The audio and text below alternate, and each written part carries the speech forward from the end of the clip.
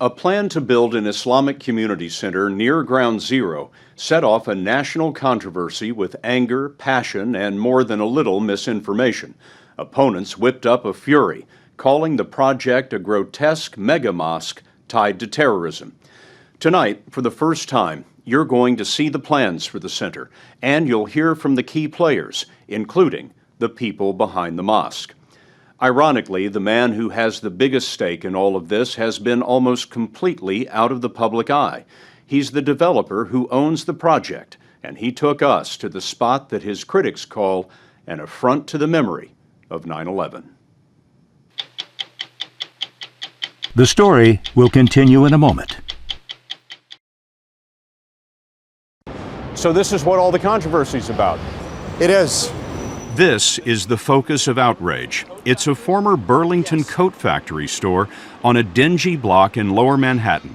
Real estate developer Sharif El Gamal paid $4.5 million for it. So you bought this building roughly how long ago? A year ago. A little bit over a year ago, July of 2009. And before you bought it, what was here? It was an abandoned piece of real estate. There was nothing in here? Nothing. It had been vacant since 9/11. Vacant because part of the landing gear from one of the hijacked planes crashed through the roof. El Gamal says he will tear this down to create a 16-story Islamic community center. I don't remember seeing this before. We've never showed it to anyone. What are some of the things you have here? A restaurant, childcare facilities, a pool, a media tech library, a world-class auditorium that will seat up to 500 people. He says membership will be open to all, but around 10% of the space, 2 floors, will be devoted to an Islamic prayer room. El Gamal is a brash 37-year-old Muslim and lifelong New Yorker who develops apartments and offices. He says he got his idea from this neighborhood center where he was a member, the Jewish Community Center. El Gamal thought his project would be a step up for a seedy part of downtown, and the community enthusiastically agreed. The plan was endorsed by the mayor, the borough president, and the community board. But that was last spring. Today, El Gamal is described on the internet as an Islamic supremacist. Who are you? I'm an American. I'm a New Yorker, born in Methodist Hospital in Brooklyn, to a Polish Catholic mother, to an Egyptian father. Let me make sure I have this straight. You're a Muslim who married a Christian girl. Your mother is Catholic, and you joined the Jewish Community Center on the west side of Manhattan. I did. That's New York, though. That's New York. Show me where Ground Zero is from here. If real estate is about location, the question is, how close is too close? We started at El Gamal's building and headed to the World Trade Center. You can't see Ground Zero from here, but when you make the corner... The World Trade Center is 2 blocks over there. In the distance here, you can see the cranes where the new World Trade Center buildings are going up. Yes. It took us another 2 minutes to walk to the edge of what the government officially designates as Ground Zero. But what do you say to those people who say that it is painful for them to have the idea of a mosque, even though it is 2.5 blocks away? I was affected by the horrific events that happened that day as well. And I do not hold myself or my faith accountable for what happened during that horrific day. Of course, the national argument isn't about measuring the length of 2 city blocks. It's about the distance between perceptions. If you believe Islam is a moral religion hijacked by terrorists, proximity doesn't matter. If you believe Islam condones 9/11, this is too close. It got the unanimous approval of the community board. Yes. The people who live down there.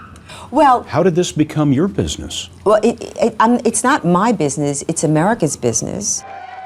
Pamela Geller is a key figure in all of this. She is the Islamic Center's most ardent opponent. Geller is a former New York media executive who writes a politically far-right blog that mixes news, opinion, and conspiracy theories. We live in a multicultural society, a pluralistic society with all different kinds of people. And how do we do that? We do that by getting along. And you don't build a 15-story mega mosque at ground zero and talk and say that it's healing and say that it's outreach. Don't spit in my face and tell me it's raining. Last December, Geller's appears to have been the first blog to rename the community center the Mosque at Ground Zero. 5 months later, in May, a committee of the Lower Manhattan Community Board approved the project unanimously. Hi, I'm Pamela Geller with SI. That led Geller to organize a protest at the next board meeting, but all the same, the board approved the project again, 29-1. Then, on June 6th, Geller held a rally at the World Trade Center. By late summer, the community board had approved the center 4 times, but major media had picked up Pam Geller's label, and across the country, politicians exploited the debate. As governor, I will use the power of eminent domain to stop the mosque. Geller kept writing, calling the project an act of jihad, a grotesque flag of conquest on ground zero. To what degree are you obliged to tell the truth in your blog? That's all I do is tell the truth. To be accurate in your blog. Okay, Scott. You moved the mosque to ground zero. It's not going to be there. That it was building never is intended to ground be zero. there. And I'll say something else. Truth is the new hate speech.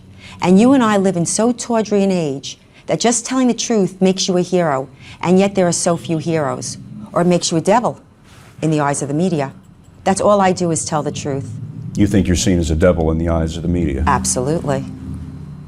You don't seem to mind that too much. I do mind it very much. What am I going to do? Shut up? You're never going to shut me up. We will prevail. She's been her loudest, condemning the head Imam of the Islamic Center, the spiritual leader. She described the rhetoric of Imam Faisal Abdul Rauf as ugly, racist, anti-American, anti-Semitic. You've been called a jihadi, a friend of terrorists, a man who can't be trusted.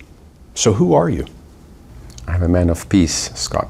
Imam Faisal Abdul Rauf has led a congregation 12 blocks from the World Trade Center for nearly 3 decades. The reason why there's so much antipathy to our faith is because of the radicals, the suicide bombers. That is not Islam. We reject it. Born in Kuwait, he's been an American citizen 31 years. Most people don't know it, but he was picked by the Bush administration to travel the Muslim world explaining the virtues of America, and he's still doing that for the government today. Now, he's afraid there's a danger this controversy could lead to violence. I wonder if you understand why many families who lost a loved one on 9/11 are hurt by this. I'm extremely sensitive to the feelings of the families of 9/11. Then why did you do it? Because we wanted to prevent another 9/11. We wanted a platform that would enable us to speak, to strengthen the voice of the moderates. If you are so deeply concerned about the danger in America and the danger abroad, why not just move it out of the neighborhood? Because it's the right thing to do. It's the right thing to do. Our community wants it. And now America needs it. And the Muslim world needs it. What do you mean America needs it? I'll tell you why, Scott.